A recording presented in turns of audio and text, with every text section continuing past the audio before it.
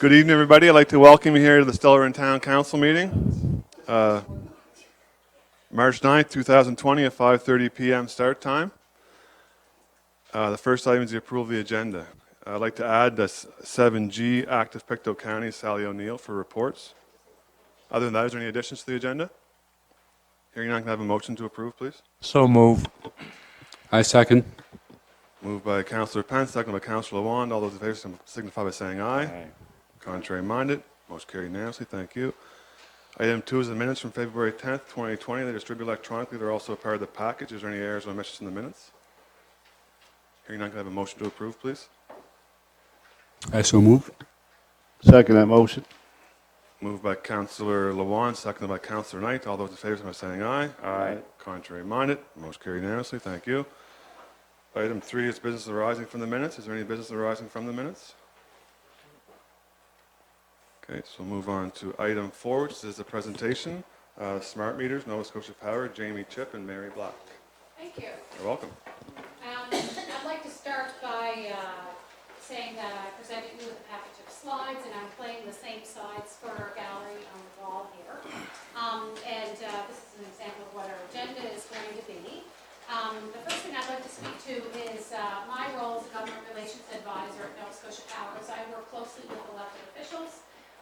In fact, what I've provided on this slide, as well as some information I've provided to you, is a dedicated phone line that we have for you, as well as a dedicated email address for any constituency issues that you would like us to work closely with you regarding. So that contact information is provided for you exclusively. But I also want to highlight that any emergency issues, you should always use our customer care phone number, which is highlighted there as well, and that would be the phone line that is available to everyone else in the room as well. The next thing I'd like to speak to is I've included some information about our critical customer communication program. So this was something that was significant, especially with the weather events of the past season, Hurricane Dorian specifically. And the critical customer communication program is a program that was developed initially for people who rely on electricity for situations such as home oxygen, home dialysis, situations where they're greatly affected when electricity is impacted. And I want to go on to say that this program is easy to enroll in if you meet the criteria. All the enrollment information is found on our website. And I'll go on to say what it does provide is communication to people that are enrolled. It doesn't ensure that your electricity is never going to be interrupted, and in fact doesn't even ensure that it's going to be restored more quickly, but it does ensure that we provide you information regarding the estimated restoration time so that you can make arrangements if required. The second part of this slide, I speak to a segment of this program which we've developed for critical infrastructure. So this would be significant for your town in regard to pumping stations, lift stations, any critical infrastructure that is significant when it's been out for an extended amount of time.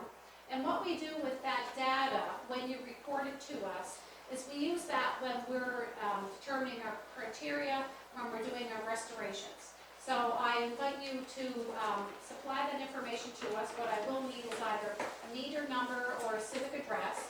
It is something that has to be updated by you as your needs change. But if you provide that information to us, again, I can't guarantee that it will never be affected by an interruption, but I can guarantee that we will have that data and look at that closely when we're putting our restoration efforts in place. I'd now like to hand this presentation off to my colleague Jamie Chip, who's a program manager with our Smart Meter project. And I'll highlight, I have one other person on hand. Patty Lewis is with us, and she's one of our communications experts in regard to the Smart Meter project. Jamie. Thank you, Mary, and thank you, Mr. Mayor, members of council, and members of the public. It's great to have so many people out. We did bring a couple of smart meters with us, and I think there's one, Patty, that if we want to, why don't we just pass it around if members of the public would like to see it. There's nothing really magical about it. It looks very similar. Why don't we pass that one around to the council, maybe? It looks very similar to a lot of the digital meters that we've been deploying in this province for the last 7 or 8 years. In fact, most of you may, if you have a home or business, You may have something that looks very similar to this meter. This meter is it's built on the Itron Centron meter model. And the only difference between the meter that's on your house today and this meter, if you were to lay them down side by side, this meter would be about an inch thicker. And that's the new electronics that's in it that allows it to communicate. And that's what I'm going to talk to you about. That's what makes it smart. So first of all, I want to say that these meters and our smart meter project are governed by the UARB, and it went through an extensive regulatory process that lasted just about a year. It was subjected to the regulatory due diligence process, a lot of questions, a lot of concerns brought forward from consumer groups, business groups, and the industrial interveners. Throughout that regulatory process, Nova Scotia Power provided ample amount of information both to the UARB and the public. It is available on the UARB website if folks would like to go see that. I will be summarizing here today in 15 minutes or less the outcome of that decision and to update you on where we are in the province today. Smart meters in Canada have been around for I want to say 10 or 15 years. Mostly they were deployed in Ontario and Quebec in and around 2007, and in subsequent provinces, British Columbia, Alberta, and others have also deployed smart meters in their jurisdictions. 70% of Canadians today have smart meters, and Nova Scotia Power is in a unique position because we have the latest generation of the technology. It's safe, it's secure, and we can benefit from a lot of the experiences at these other utilities in other provinces. Flip the slide 2, please, Mary. So just to tell you a little bit about how the meters themselves work. As I said, the meter themselves look very similar to meters that we've deployed today. The meters that are in our province today and smart meters are all governed by Measurement Canada, and the Measurement Canada is the federal agency that governs and ensures that electricity monitoring meters work to standards and measure energy accurately. And so these meters, I think, that are going around, you'll see there's a Measurement Canada seal on the back of them. They're gone. Okay. Which means they are produced at a factory that is certified by Measurement Canada. And so the Measurement Canada is the federal agency that basically makes sure that it measures electricity accurately. What makes smart meters smart is not only does it measure electricity accurately, it's able to communicate what it finds out about people's electricity usage to Nova Scotia Power. It takes 15-minute snapshot of electricity usage, and then every 6 hours it takes all that information and it sends it back to Nova Scotia over a secure, private, encrypted wireless network. And what that means is that only Nova Scotia Power can see that information when it's transmitted, and then that information is able to be used for billing purposes, but it's also able to be used for purposes smart grid. So for us to monitor the state of electricity usage at the feeder level, and also very useful for outage restorations and planning energy distribution in general in the province of Nova Scotia. The other key benefit is that customers will now have access to this information. So right now we're in the act of deploying smart meters to people's homes, and later on near the tail end of the project, we're going to start activating some of the functionality. Some of that functionality is going to mean that customers, both businesses and consumers, are going to be able to see their energy usage in 15-minute increments throughout the day and how they use their energy usage, which will be very helpful in terms of measuring the efficiency of their energy usage. The other thing it will help with is it will help Nova Scotia Power, help customers, because we will be able to have a better conversation with customers when they call us about, why is my bill so high? We will now be able to troubleshoot down to the hourly level and 50-minute increments of how that electricity is being used. Next slide. In terms of outage restoration, the unique thing about smart meters is when the electricity goes out today, we have sensors in our network, but we don't have sensors all over our network today in Nova Scotia. So oftentimes we rely on customers who call in. They need to tell us that their power is out, which is really important during the restoration phases, because in some cases you'll have a customer that will have a tree down just on the loop to their house, and we don't necessarily know about that unless you call in. With smart meters are able to generate what's called a last gasp message. So when they lose power, they send out a quick message that says, "I've lost power." And that gets back to us and allows us to pinpoint where power is on and where it's off. So oftentimes when we restore a feeder, for example, there may be customers at the tail end or the middle of that feeder that have a tree down on their loop, which is very evident with Hurricane Dorian is a great example. And during the restoration efforts, it takes a lot of time and effort and a lot of trucks out on the road to try and pinpoint those, or it requires customers to call us. With this technology, we'll now have better information and know when individual customers are out. So when we restore it, if there are customers that maybe have a tree down on their particular loop, that will give us the information that we need to address that and more effectively and more efficiently. Next slide. Okay. We currently have over 80,000 meters have been upgraded to smart meters in Nova Scotia, and the target for completion is near the tail end of 2020 this year. And we do have a program that allows customers to opt out. And that was part of when we filed with the regulator. We said, in other jurisdictions, there were customers that read a lot of things, a lot of disinformation on the internet, and really did not want a smart meter. And so we developed a program that would allow customers, if they're vehemently opposed to having a smart meter, they are able to opt out. We would encourage most customers, and I think most customers want the benefits. We certainly view smart meters as being critical and foundational to us being able to manage the energy future for Nova Scotia. But we do understand that there are some people, for whatever reasons, that may not want one, and they do have the option of opting out. There is a fee that comes with opting out, and that fee is primarily for to pay for meter readers and the trucks and the fuel and the additional incremental costs that would be required to have to read those meters manually. With smart meters, of course, that will now be automated. Next slide, Mary. So in terms of how we're deploying, we have engaged a company called Tribus Services. So they're a direct contractor to Nova Scotia Power. Tribus Services is a company that specializes in smart meter deployments throughout Canada. They've deployed in British Columbia, they've deployed in other jurisdictions in the US, and they bring a lot of expertise to the table. They are operating out of 2 warehouses. One is in Halifax and the other is just across the highway in New Glasgow. I understand it's the old co-op building on Marigamish Road. And we currently have about 36 personnel, Tribus does, working out of that warehouse in New Glasgow. About 25 of them are installers. We have some quality assurance people that measure quality. We have 4 electricians, 3 supervisors, and some warehouse and admin staff that are managing the operations out of that warehouse. And so, if you flip to the next slide. So right now, the folks in that warehouse have started deploying meters, and they started in Amherst, and they're kind of working their way back.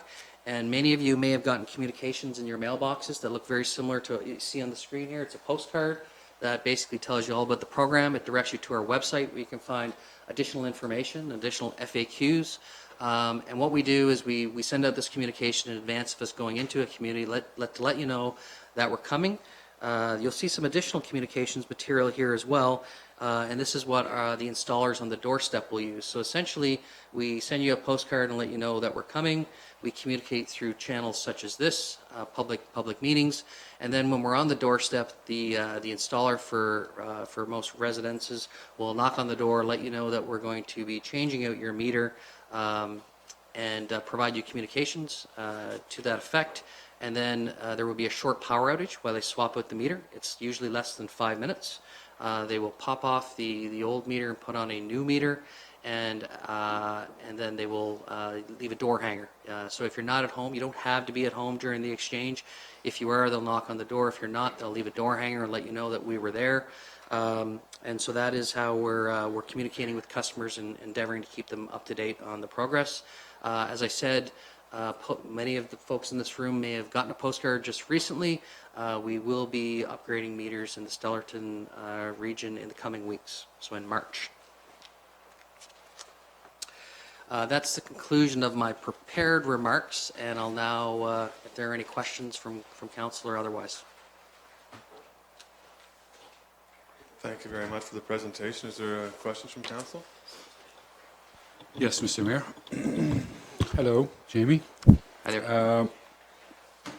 A year or two ago, I sent an email whenever the email came out to us about installing the smart meters, and I asked a question that there was rumors about a jacked up cost associated with these smart meters. The response at the time was, no, there isn't. And right now, same thing with your presentation, the response is that the bill will be the same before and after. So the question that I have is, beside your worker that used to go in to each house and read the meter manually, so you will have the benefit of not having that. That's right. What other benefits you would have to offset the millions of dollars that you'll be paying to install these meters? Yep. So there are, if you were to go to the UARB website, there are 16 separate benefits that we would have identified for the UARB. I'll just touch on a few because I think a lot of people, the most obvious one are trucks on the road and meter readers. Another less obvious one is oftentimes we have customers that call in, like we call them blue sky outages. So it's a nice sunny day, and we'll have customers on a one-off basis. They will call in and say that they've lost power. We will roll a truck to their premise, and in some cases, it has nothing to do with the power going to their meter or going to their house. It has something to do with the panel inside the house. And so this happens to us about over 1,500 times a year that we roll trucks out to events like that. With smart meters, we'll now be able to pinpoint and tell the customer on the phone that we're seeing that the power is going directly to your meter and that there's likely an issue with your power panel or something behind the meter, and we can refer them to a certified service provider or an electrician that Nova Scotia Power. We have a list of electricians on our website. We can refer them to one in their area, which will save them time and hopefully get their power restored quicker. That's one. The other is energy efficiency. So customers will be able to view their energy in very low increments. So right now, customers only get their bills once every 60 days, and so they're only read every 60 days. And so oftentimes what happens is something will happen in their household and they'll have a high bill, but we won't be able to help them. Why? Now we'll be able to alert customers before the problem becomes too bad. So an example I heard from in another jurisdiction just recently is a business had a high bill inquiry. Their electricity usage has gone up quite a bit. They called the customer service agent, and they had smart meters. The customer service agent was able to pinpoint that it seems like I see a spike in electricity usage every day at 3 p.m. And this particular business had a warehouse, and every day at 3 p.m. they'd open the warehouse doors. And so what was happening is they were not turning down the thermostats, and they were opening the warehouse doors, and of course the cold air would blow in, and that set off their heating system and was causing their electricity to spike. And so that business was able to, the customer service agent was then armed with the information to help that business owner become more efficient in the use of their electricity, and of course they were much more diligent about closing the warehouse doors. So those are a couple of examples of additional savings to both customers and a business, Nova Scotia Power. Perfect, thank you. What's the estimated time frame for the ROI, return on investment? Sorry? The estimated time frame of the ROI. Of the ROI. So it does have a positive business case. So the benefits, so the capital spend is $133 million. The total benefits that are expected to be generated are $208 million. There are some additional operating costs, but we do expect to have an NPV of about $38 million, and that was filed with the regulator. In terms of payback, if you were to calculate a payback on that, I don't have the exact numbers here in front of me, but I can get them for you. It is fairly lengthy, so it would be beyond 12 years, but that's fairly common in an infrastructure project of this size with a lifespan. So these meters are expected to last for 20 years. And so the payback is a little bit longer than some investments, but it's pretty consistent with what you would expect for an infrastructure project like this. Last question. Are you anticipating any layoffs? Yes. So one of the what we're considering operational cost savings, which is reflected as a cost benefit to the business case, impacts meter readers. So one of the things that Nova Scotia Power has taken very seriously is direct, open, and transparent communication with our meter readers. This has been going on for over 3 years, and so we keep them in the loop as to what's been happening. Nova Scotia Power has not hired a permanent meter reader in 3 years, so we have been hiring term meter readers. So as meter readers retire, we've been replacing them with term positions. Additionally, our human resources human resources team has put in place a project to reallocate those resources to other parts of the company. So we've identified some customer planner positions. We've also identified some incremental training opportunities for some of these resources that would be impacted by job loss. So we do hope to find placement for displaced meter readers, and have been working with them directly. Thank you. Further questions?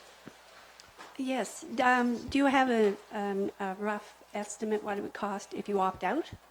Yes, so for residential customers, the information that we filed with the UARB indicated that residential customers would pay a charge of about $4 per month. Business customers, it's a little bit more because their meters are read monthly. So that is still subject to a regulatory filing. So that is we've been directed by the board to communicate that to customers. However, we would still have to file a cost filing and a tariff filing with the board before we could actually charge that. Somewhat familiar with the meters. I was up in Ontario. They have a savings up there that, of course, you want to use your dryer later at night to save money. Yep. But one of the biggest things I've heard out there, maybe you could speak to it, is some meters going to fire, or is that an issue with you guys, or have they improved it, or? So I'm not familiar with any meter fires per se in Ontario. I will say that a normal operating meter shouldn't be a source or a cause of fire. The meters that we are deploying specifically in Nova Scotia are manufactured by a company called Itron, and they're based on the Centron meter base, which there are over 60 million deployed in North America. So it's a very common and very safe meter. And I'm not familiar specifically with any of the issues they had in Ontario or the makes or models of the meters. I will say that Nova Scotia Power, because we're implementing smart meters a little bit later in some of the other provinces, we're able to review kind of what happened to them and make sure that we don't repeat some of their mistakes. So you haven't had an experience with them, with them going to fire? No, that's just one of the negative things I hear out there, and it's like anything else. There's always news out there that's not correct. Yeah, no, I haven't heard of anything like that. Ontario and Saskatchewan stories tend to get mixed up a little bit. Okay, yeah, I know Saskatchewan did have some issues with some defective meters, so they did deploy some meters that were later found to be defective, and they replaced them. Okay, fake news, innit? Well, no, the Saskatchewan situation, they did have some meters that had some issues. But they have replaced those meters. It was a manufacturing defect. I will say that at the time, this would have been quite a few years ago, but at the time they would have did their smart meter deployment, there was no ULC standard, which is the Underwriter's Laboratory Certification. There is now a Underwriter's Laboratory Certification for smart meters specifically, which is the standard for safety. And I will say that when Nova Scotia Power did our request for proposals, it was one of the key requirements. So it had to meet ULC certification, which is the safety standard for smart meters. The meters in Saskatchewan did not meet that standard. It didn't exist at that time. Okay, thank you very much. So no further questions. Thank you very much for the information. I'm sure the gallery appreciates it as well, and council does too. So thank you to Jamie and Mary for the presentation. Thank you.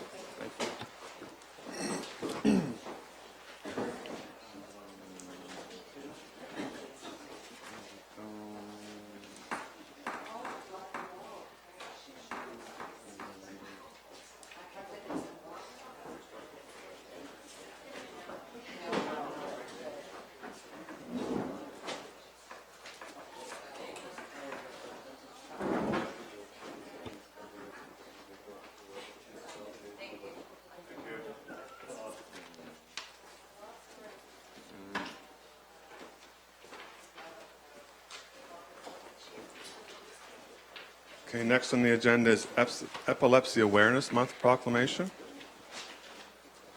I'd like to read it out, as we're all wearing the purple ribbons in recognition of it.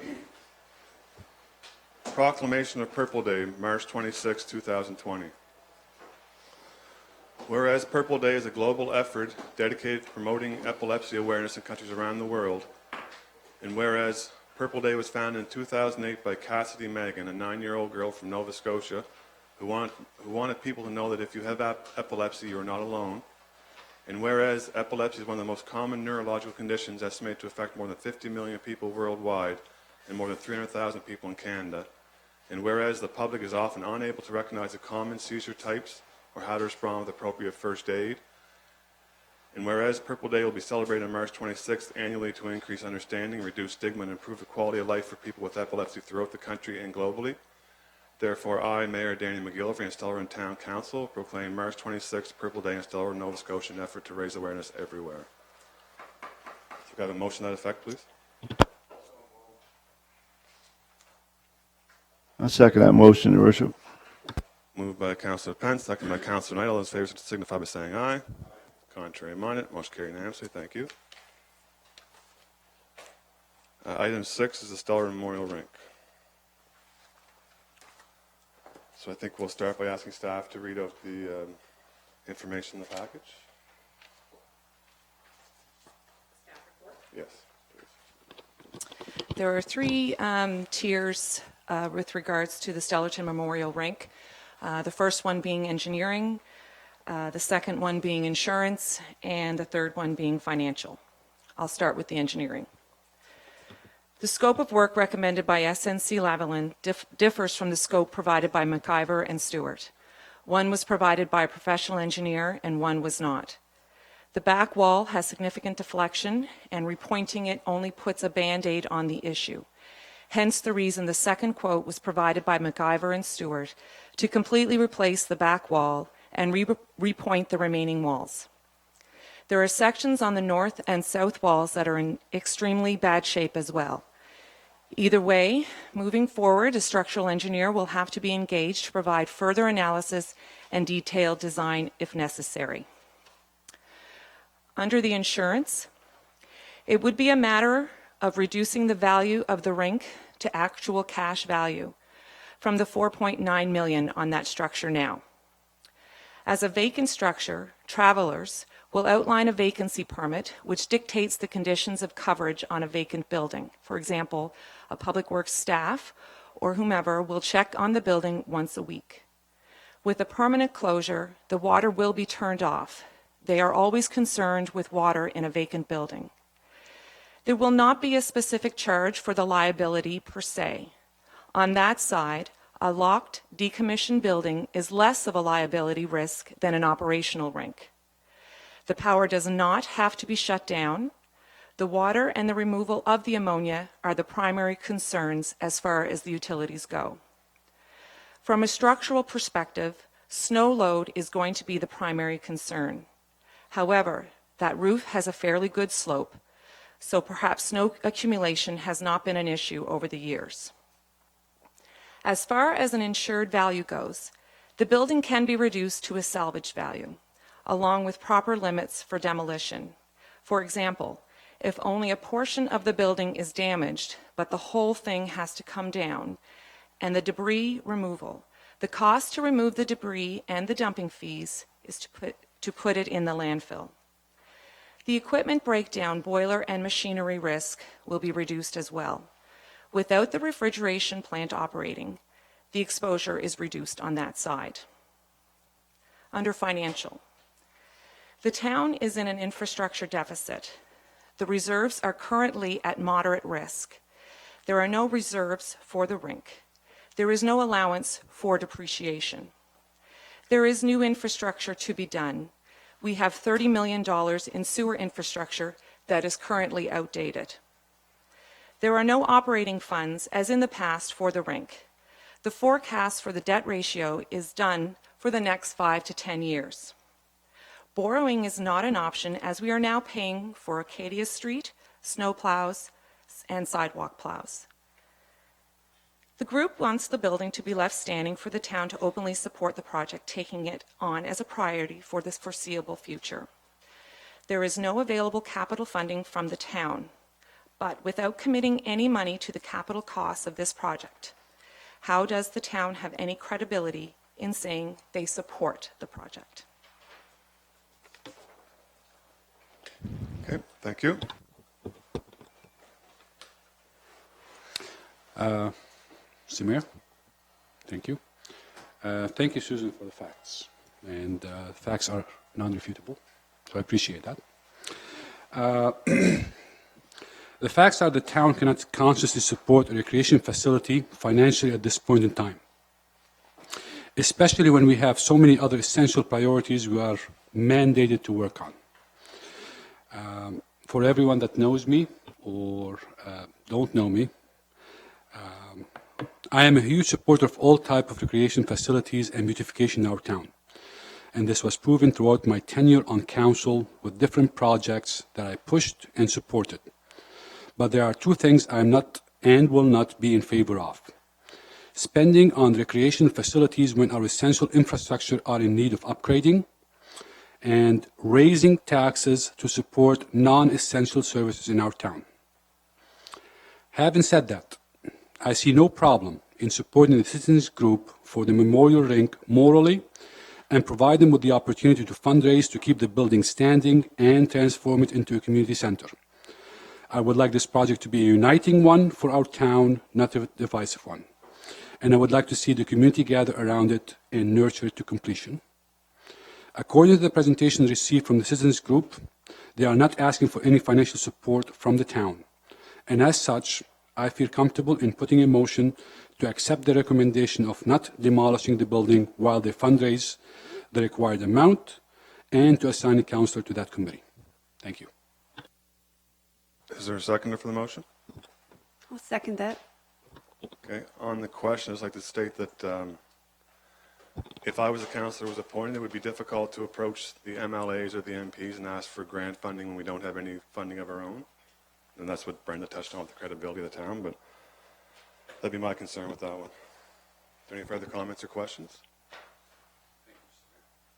So, all those in favor by saying aye? Aye. Contrary minded? Nay. So the motion is tied, so it's defeated. Thank you.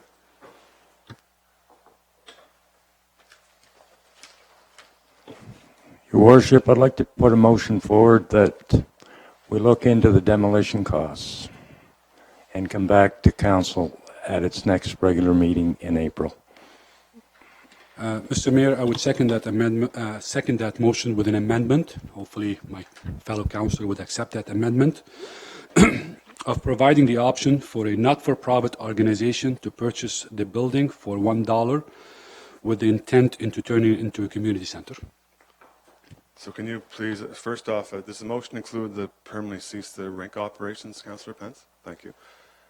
Can you please elaborate, Councillor Wong, on who you have in mind for who that might entail? That's only one group that had been working for the last year on it. Thank you. That's what I would recommend. Thank you for clarification. And the mover agrees with the amendment to the motion. Is there any discussion on the motion? Point of clarification for staff, is there a deadline on that amendment? Thank you. Whatever council feel they're comfortable with, I guess. Maybe before next council meeting, April 14th, 2020? How Well, I recommend that maybe staff talk to the citizens group, give them a month, and see how they progress. And if they want some more time, they can come to us and have a conversation. I don't know what the process takes. Is the mover okay with that? Okay, so we'll say April 14th, 2020 by 4 p.m. Okay.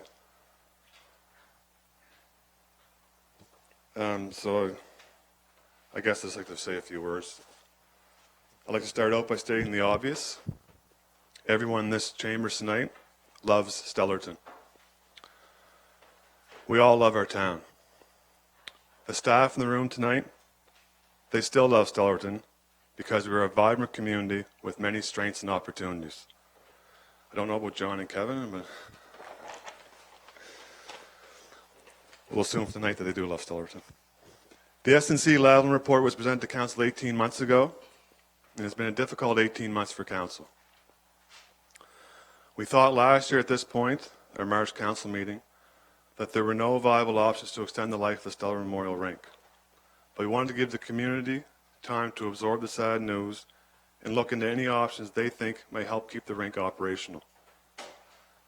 Council wanted to give the community time because we knew it took us time to process the news with the state of our rink. When we were first presented with the S&C Loudoun report, Councillor Pence said, "We're closing that rink over my dead body." Council Knight had fought for the rink at the budget table for the 2 years prior. New flooring, new sign inside, heated for bingo, among other things. He was at the rink regularly, making sure clients were enjoying their experience and that what could be painted or improved upon for reasonable cost was done so. Councillor Knight fought hard for our rink, even developing a relationship with Art Sutherland to receive invaluable but yet free advice from one of the foremost rink experts in the world. Unfortunately, the expert, Stellarton born and raised Art Sutherland, after touring the rink, agreed with the S&C Loudoun report stating that we would need millions and millions of dollars to renovate and modernize the rink. When I stood in the room that houses the ice-making machinery and listened to Art say, "This is the same equipment and same setup that killed 3 people in Fernie, BC in October 2017, it sent chills down my spine. Our town is lucky. Our rink gave us as many safe years as it did.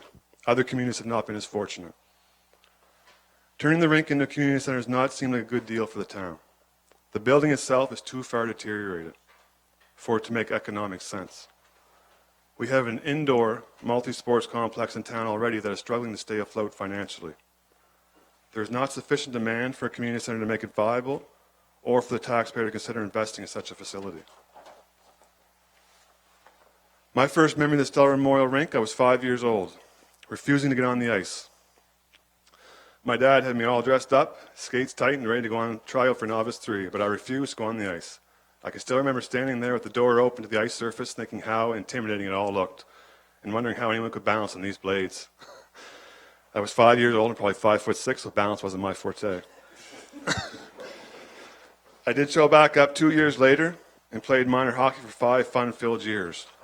We even won the Westville Christmas tournament one year. I believe my coach and a couple of my teammates are in the gallery tonight. I moved from hockey to basketball by the time I became a teenager, but the rink was still a big part of my life. I was there every Friday night to watch high school hockey, and they were great days with so many fond memories. Even as an adult, I stayed connected to the rink, always enjoying the homecoming dance there. The rink has been a big part of my life. That being said, I'm not one to jeopardize the future chasing the past. And when you look at the numbers, when you look at the situation in simple black and white, without the color of emotion, it becomes clear we would be jeopardizing the town's future by investing in the rink. This is not only a difficult decision because we're losing a rink, but much more difficult decision to make because we are losing a memorial rink, the first indoor rink in the county built in 1947. During those early years in the rink's existence, it was where Remembrance Day ceremonies were held every November 11th. One can only imagine the emotion of those ceremonies so shortly after World War II. The cenotaph on Main Street was unveiled in 1967, lest we forget. If ultimately the decision needs to be made to demolish the rink, Council will appoint a citizen committee to research possible future uses for that very special piece of real estate. A future use that provides a recreational and social benefit to the residents of Stellarton while honoring the Stellarton Memorial Rink and all it stood for. Sometimes the hardest thing and the right thing are the same. Anyone else would like to speak? I'd like to say a few words. Thank you. I believe that if we all work together, council, staff, concerned citizens, group, and volunteers, we could preserve and restore the Stellarton Memorial Rink building to a community center that could be enjoyed by all residents. It certainly wouldn't be easy, but nothing worthwhile comes easy. I, as a councillor and a resident, am willing to help in any way I can. Thank you. Thank you, Deputy Mayor Campbell. Is anyone else who would like to speak? Okay, the motion is on the floor to permanently cease operation of Stellarton Memorial Rink effective immediately and to ask staff to investigate the cost of demolition for budget deliberations and to offer a non-profit association, not a business, the option to purchase the building for $1 to be used for recreational purposes only. Offer stands till April 14th, 2020 at 4 p.m. No further discussion. All those in favor, signify by saying aye. Aye. Contrary minded. Motion carried unanimously. Thank you.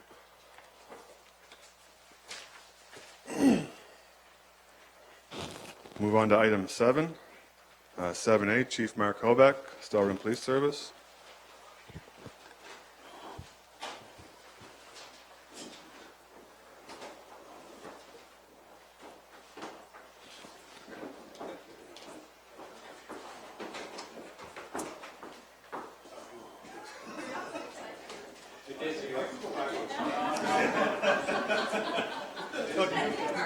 Nothing personal.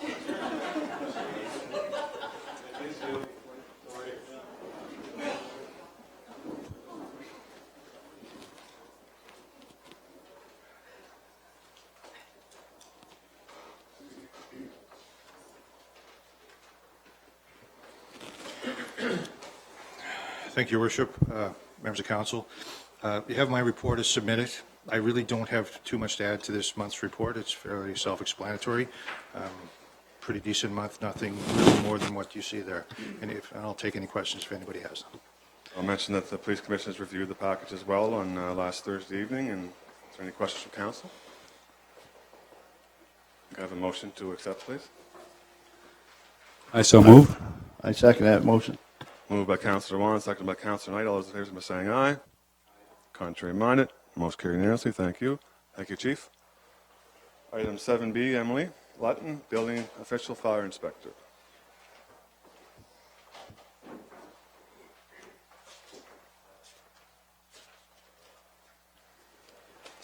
Good evening, Mayor and Council. My report is before you. Do you have any questions? I don't, as council. Okay, we'll discuss on site lease and camera, so thank you. Can I have a motion to accept the report, please? So move, Your Worship. Second that, Your Worship. Moved by Councillor Pence, seconded by Councillor Knight. All those in favor by saying aye. Contrary minded. Most carried unanimously. Thank you. 7C is Rachel McLean, Planning and Development Officer, currently on leave. 7D is Fire Chief Michael Sullivan, Fire Department.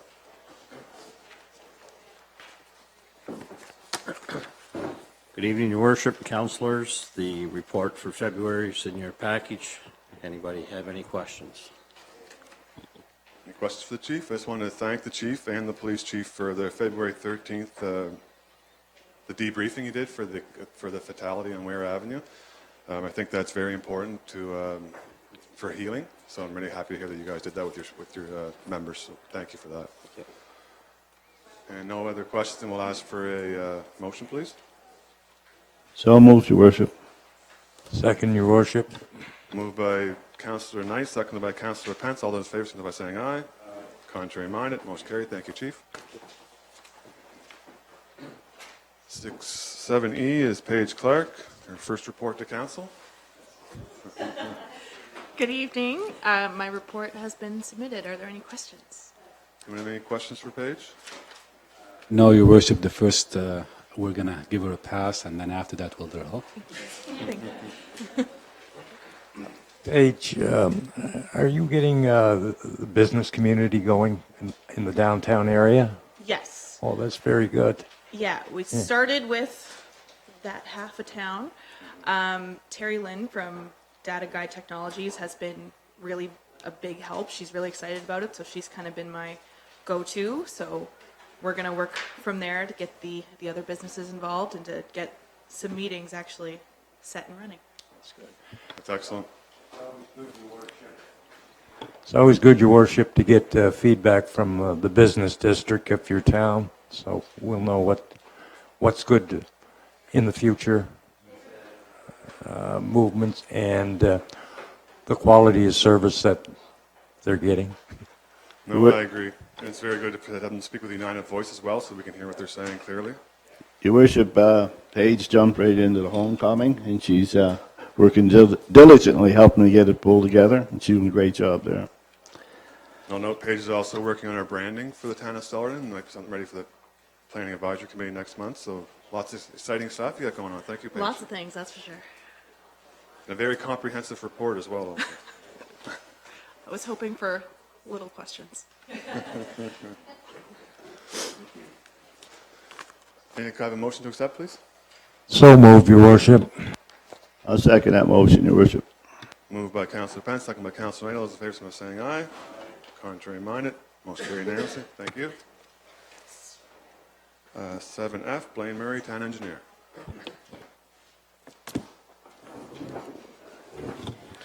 Good evening, Your Worship and Council. You have my reports as submitted. Do you have any questions?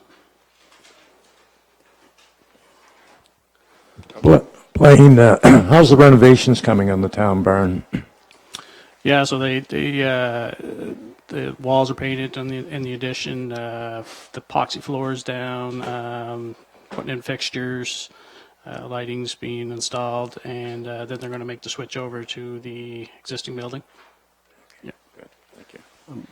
Blaine, how's the lights coming at the post office? When do we expect to get those? Did we get the poles in yet for them? Yeah, there was an aluminum shortage there back in the summer, so it took approximately 6 months, I think, to get them. We have them. You have the poles now, so we'll be ready in the spring That's to correct. install them. That's right. Okay, thank you. Notice you have in your report about Rundle Street, sewer water replacement street improvements. Do you have a ballpark on what that we're looking at for next budget year, this upcoming budget year? Yeah, we have preliminary costs of about $600,000 so far. We're still working on the preliminary design and specifications for the project, so they may change slightly, but that's what we're looking at for so far. Thank you. Are the sidewalks included with that, or? Portions. Yeah, that just drove up on the way in. A lot of it's in good shape. Yeah. But there is portions that need it. Yeah. Okay, any other questions for the engineer on the engineering public works report? I have a question on the water. You said the Nova Scotia Environment has given several directives to the town upon the system audit done in the spring. All the directives were submitted. Can you please just summarize that for us, please? Yeah, so the province put a push on to do system assessment reports on all the water utilities across the province. And so what they did, they sat down with staff at every municipality and went over documents and procedures. And the end result is that every water utility got a set of directives that came back that we had to for looking for additional information. In our case, we had 4 directives. They were mainly administrative tasks that we were tasked to do. We had to submit a disinfection standard operating procedure, which we already had. We just had to update it. An updated filtration standard operating procedure, schematic, process schematic, and we had to submit some quarterly samples that they didn't have as well. So that's all been done and taken care of. Thank you very much for that. Is there any further questions for the engineer? Can I have a motion to accept both reports then, please? Second that, Your Worship. Moved by Councillor Pence, second by Councillor Knight. All those in favor, signify by saying aye. Aye. Contrary minded, motion carried unanimously. Thank you, Blaine. Thank you. Item 7G is Active Pictou County. The report's in the package. Sally O'Neill is presented, but she's not here tonight, so we'll just take that for information, and we don't need any motions? No, we do. Okay. Number 8 is correspondence. I'll ask the clerk to read out 8A, Royal Canadian Legion, branch number 28. Correspondence related from the Royal Canadian Legion, Branch 28. Dear to whom it may concern, Branch 108 River John Royal Canadian Legion is reaching out to others who wish to purchase veteran remembrance flags to place along the streets of your town. The flags are much the same as the ones on the power poles in the town of Westville. Family members of veterans or anyone is welcome to purchase a flag in honor of a loved one from any branch of the military or who served their country in uniform. I have received several calls from family members inquiring as to whether this could be done in Stellarton. The cost of a flag is $200. The price drops with the number of flags purchased to get a better price for you. Branch 108 has offered to let Branch 28 and any other branch purchase with them. The flags would be hung each year in time for Remembrance Day. We would store the flags at the branch and do the putting up and taking down each year. Also, any negotiations with the town and Nova Scotia Power would be done by the Legion. Purchaser would be responsible for the cost of the flag itself and the hardware to hang, which we would also negotiate for a fair price to buyer. What a wonderful way to share your family pride and honor the men and women of your town who gave so much to this country of ours. Before this project is started, we need to know what interest there is. This would make a great community project for schools, church groups, service clubs, and cadet corps. Also, you could choose a veteran from your group or class to honor and get them a flag with their face and story on it. Please call the branch if you are interested, 902-755-1885. This is in no way a fundraising effort of the Royal Canadian Legion. We would make absolutely nothing on this project. We would simply be the conduit through which the friends and families and community can show their love and pride. Yours truly, Candace Hubley, President, Branch 28, Stellarton.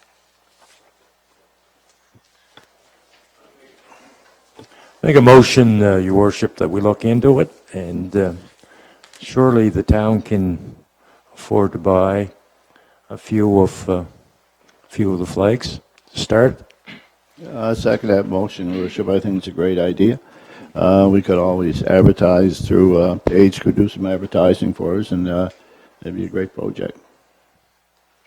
I agree on the questions. Any other comments from the other councillors? No, I've had the comments made to me too about we should do what they're doing in Westville with these flags. I think it's something that staff could look into is a good idea. All those in favor by saying aye. Aye. Contrary minded, most carried unanimously. Thank you.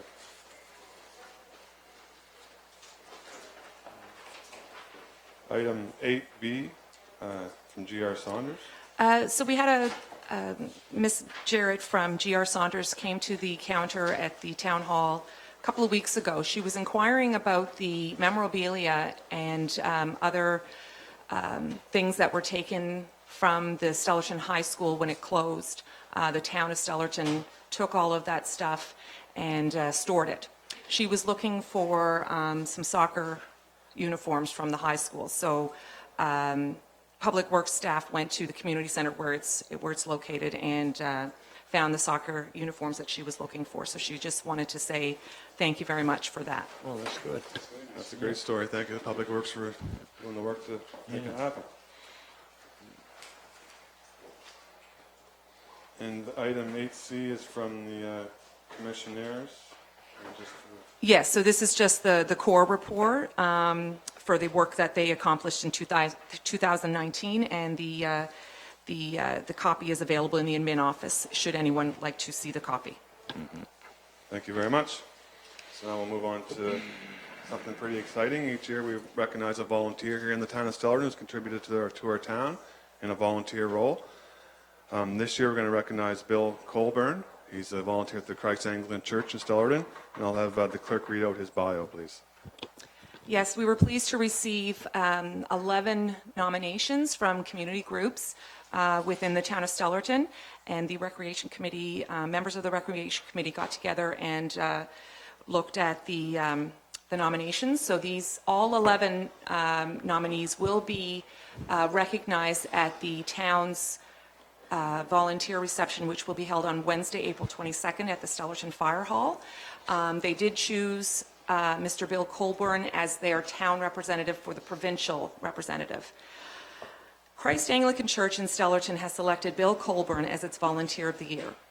Whenever a helping hand is needed at the church, working at fundraising barbecues and lunches, greeting at the door, reading scripture for services and funerals, and running errands, Bill is there to volunteer.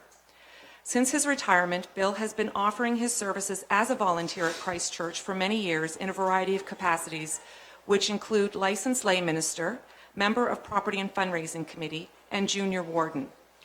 Without Bill's assistance, many things would not get accomplished, such as the delivery of donations to the Pictou East Food Bank and the transportation of items such as the Sunday Bulletin from the church office in Plymouth to the church building every week. He has also been instrumental in helping Christ Church, as well as two of the other churches that make up the Anglican churches of Pictou County, receive grants for a defibrillator, an elevator, and hall repairs. Bill is also the transportation coordinator for the church, arranging drives to services for people who cannot drive themselves. And when the regular computer operator isn't available, he fills in to display the service liturgy on the TV screen. Bill's duties as a licensed lay minister involve leading Eucharistic services at the Northumberland Veterans Unit at the Sutherland Harris Memorial Hospital and assisting with services at several of the seniors' home in Pictou County. This allows Bill to share his strong Anglican faith and God's love with the broader community, providing outreach to people who were not able to attend services at the church buildings. In this capacity, for the past several years, he has also given the benediction and said a prayer at the Remembrance Day service held in Thorburn. For the past several years, Christ Church has collected donations of school supplies and hats and mittens for G.R. Saunders Elementary School, and Bill has also delivered those items. Although Bill recently stepped down from serving as a member of the church council, he served for 2 years as junior warden and for 4 years as a council member at large. During his time as a council member, his assistance and input was graciously given and greatly appreciated. A lifelong Stellarton resident, Bill is also a member of both the Stellarton Male Chorus and the Anglican Churches of Pictou County Men's Choir, which each participate in different events such as services at seniors' homes and services and funerals at churches in Pictou County. He says he enjoys seeing the pleasure of the faces of the people watching these groups perform, and that it warms his heart to see them tapping their fingers and singing along. Along with delivering donations to the food bank, Bill also volunteers there, stocking shelves, packing perishables, orders, and any other tasks that are required. He also assists with the annual food drive. As well, Bill was a member of the organizing committee for the Westville ALS Walk for 4 years, where he helped with setup, the registration table, selling tickets, and barbecuing. He got involved with the ALS SLA Society for New Brunswick, Nova Scotia, after his best friend passed away from the disease in 2010. For the past 2 years, he has volunteered for shifts standing beside a kettle for the Salvation Army Kettle Campaign, and he finds it rewarding to interact with people who make donations and to wish them a Merry Christmas. When his children were younger, he was very involved with volunteering with their hockey and baseball teams as a coach, operating the clock during hockey games and other tasks that needed to be done. When asked why he volunteers with these groups, Bill replied, "Because of the good work they are doing, the enjoyment it brings to the people, and the need to assist these groups. I get more out of it than the people we are involved with." This sums up why Christ Church has chosen to recognize Bill for his efforts. He means a great deal to our church, and the quality of his service is exemplary. Anything that needs to be done, Bill is willing and able to help, doing so with a smile. Thank you very much. A wonderful story. It's not unique to our town. There's, as we had 11 people nominated for the Volunteer of the Year, there's lots of stories like that. And a good volunteer finds rewarded in himself, just like Bill said. That's why he does it, because he finds it rewarding to help people. So we're very happy to recognize him. Is Bill here this evening? No. Okay, so we'll recognize him on April 22nd. As the clerk mentioned, we have 11 applicants this year, which is significantly more than previous years. I'd like to thank the staff for making that happen, for promoting the event. And all 11 applicants will be there on April 22nd. They're all invited to the fire hall, so we'll all be there, and it'll be a great event, and we look forward to it. And if I may, Your Worship, if there are any other community groups that wish to nominate a representative from their organization, there is still time.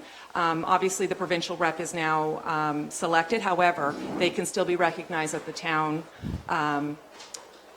reception held on April 22nd. Mr. Mayor, I would echo your sentiment about Bill. I think he's a very worthy recipient, and the time that I've known him, he's been nothing but courteous, polite, and very helpful. And I would invite everybody as well on April 22nd to join us in the celebration. Thank you. Thank you, Councillor Owen. Yeah, Your Worship, I'd just like to point out too, excuse me, when the nominees are being read off and we read over the sheets, their names are blacked out, so we don't know who they are. It's just the credentials that we see. So it's a very open and transparent process. Fair. Thank you for your work on that too with the Recreation Committee. Okay, so we'll move. We need a mover and seconder to do so. Okay. I will move. Go ahead. I'll second that. Moved by Councillor Wan, seconded by Deputy Mayor Campbell. All those in favor, by saying aye. Aye. Contrary minded, most carried unanimously. Item 10, Committee of the Whole report. There's no recommendation this month from Committee of the Whole. Item 11 is a backup fire inspector, Tom Steele.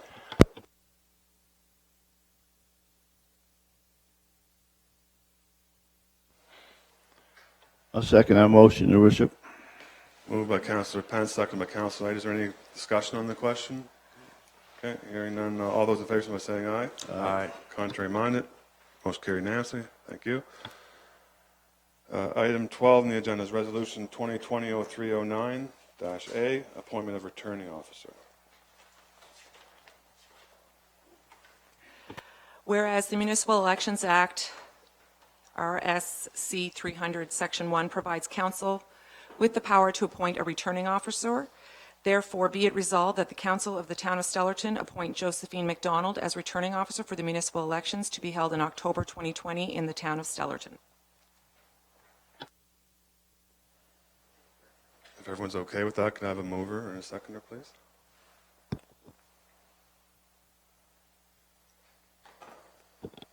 This has to be appointed by March 15th to the province. So move, Your Worship. Yep. I'll second that, Your Worship. Thank you. Moved by Councillor Knight, seconded by Councillor Pence. All those in favor signify by saying aye. Contrary minded? I think that passed unanimously. No? So that passed 3-1. The nay vote was Councillor Lewan. Item 13 is the second reading of the noise control bylaw. Your Worship, just to clarify, can we go back? I think I know why Councillor Wan is not in favor of it, but are we going with the electronic voting again? That's not been determined. That has not been, there are no costs for council to consider at this point. That is not part of the motion. It's That's just- why the hesitation was there? Yeah, no, Because this we all is- assumed it was going to be electronic No. vote? That is not what, that was Okay, not what was passed. good, thank you. Okay, so the noise control bylaw, can the clerk maybe give us an update on that? Yeah, so this is, as per the Municipal Government Act, to pass a bylaw. It's just for its second reading. It was advertised in the paper as per the Act. Okay, I think everyone was okay with it the first time. Was there changes? Did we make any? No? Okay, so I think it's the same as before. Is everyone okay with it? Can I have a motion, please? So move. I second. Moved by Councillor Pence, seconded by Councillor Wand. All those in favor by saying aye. Contrary minded, most carried unanimously. Thank you. Item 14, bylaw, second reading, outdoor cafes and eating. Same concept, Your Worship, and also was advertised. And we've had discussion. Is there any further discussion? I move. I'll second it. Moved by Councillor Wand, seconded by Deputy Mayor Campbell. All those in favor by saying aye. Contrary minded, most carried unanimously. Thank you. Next council meeting is Monday, April 14th, 2020. Oh, sorry. Tuesday, April 14th. Monday, April 13th is Easter. So Tuesday, April 14th, 2020, 5:30 p.m. start time here at the council chambers. Item 16 is open forum. Does anyone like to speak at the open forum?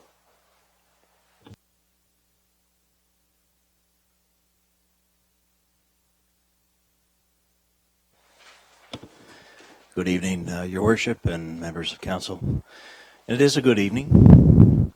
Every step forward is a good step, right? Seeking clarity on the resolution where the motion raised with respect to the Stellarton Memorial Rink. So 2 points, and how you respond, I'll leave it to you, whether there's interaction here or otherwise. The 2 points are can I have clarity? Can I have confirmation that during this window of till between now and next council meeting, there will be a continued warm idle on the building? And the second point being, I'm interested to know what the mechanics are here. So I understand it's been moved that a not-for-profit organization can step forward to contemplate the idea of acquiring for $1. So obviously there are terms and conditions that must be built around that. So the mechanism between now and the next council meeting to interface with town to identify what's actually on the table, how will that work? Thank you. It'll all be done through communication with staff. You can start tomorrow if you want to. And it will be kept at a warm idle for the next month. Okay, so we'll communicate. Thank you. Thank you. Is there any other comments to the open forum?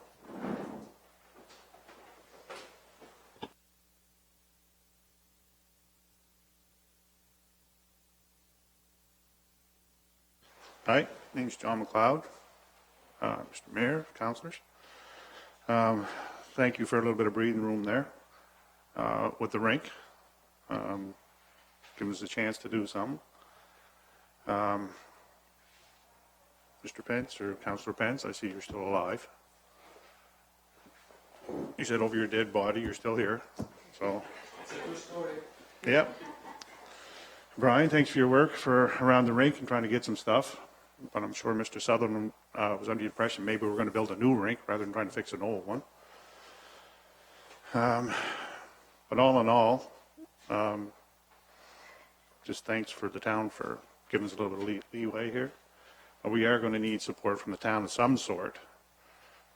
As you were saying, if the town's not supporting this, it's going to be hard to go to the government and ask for money. It's going to be really hard because they're going to say, no, the town's not involved, so the other part is you have to get the group would have to do a non-profit organization, which takes time. They don't just hand those out and say, yeah, here, write receipts whatever way you want. So that takes time also. That's not something that's just given to you. And it's kind of important that the town stays involved. And you touched on a couple points, one with demolition. Like you're saying there's no money. You touched on a couple points. Demolition is going to cost. And you also touched on after the building was gone, if it's demolished, to get a group together and put something there for some kind of a memorial, which is going to cost money. Like, I don't know. I keep getting caught in this, we don't have any money, but we have money. So I'm not sure where it's all coming from. Just my point of view. Thank you. Thank you, John. And John was the coach. We won the Westville Hockey Tournament. I'd just like to mention that. And the nonprofit association, you can make one in a couple weeks' time. You won't be able to get a charitable number in that period of time. You can make a nonprofit association. It only takes a week or two. Would you like to speak at the open forum?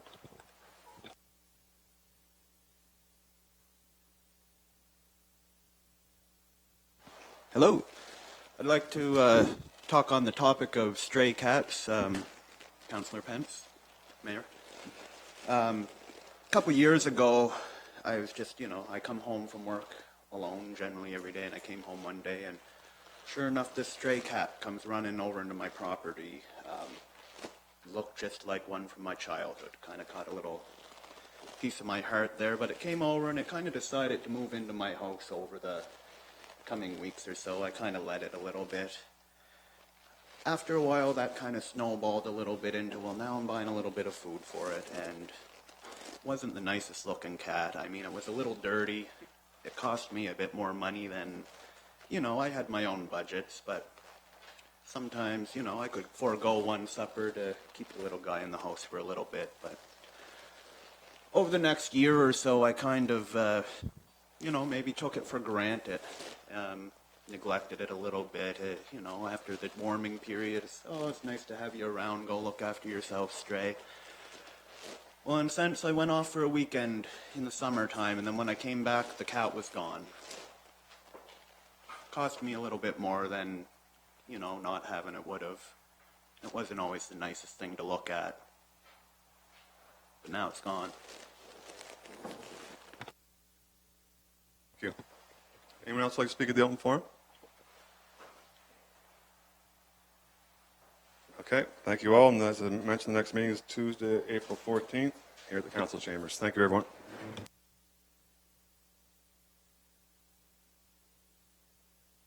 Have a motion to adjourn? So move.